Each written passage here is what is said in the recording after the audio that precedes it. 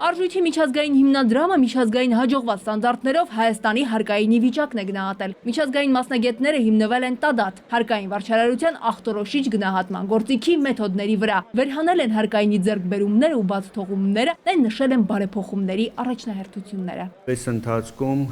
ձեր գործուն միջամտությամբ եւ արած աշխատանքով հարկային վարչարարության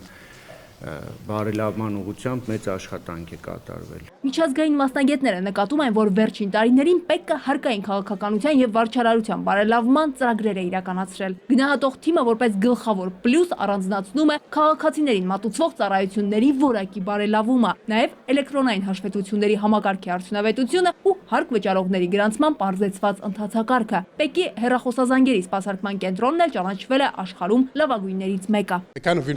Մենք դիտարկել ենք 47 ուղղություն, որոնցից մի քանի ուղղություններով ՊԵԿ-ը միջազգային լավագույն փորձին համարժեք է աշխատում։ Որոշ ուղղություններով էլ անելիք դեռ ունի։ Հեռախոսազանգերի կենտրոնի աշխատանքը համապատասխանում է միջազգային հաջողված փորձին։ Արդյունավետ է կիրառվում էլեկտրոնային հաշիվների դուրսգրման եւ ՀԴՄ համակարգը։ Փորձագետները առաջարկում են միջնաժամկետից երկարաժամկետ հատվածում ավելի ընդգրկուն դարձնել հարկայինում ռիսկի կառավարումը։ 2018 թվականին ուժի մեջ մտնող հարկային օրենսգիրքը ըստ նրանց կնպաստի հարկային քաղաքականության եւ վարչարարության բարեփոխմանը։ Լիլիթ Ասլանյան, ժամը լրատվական։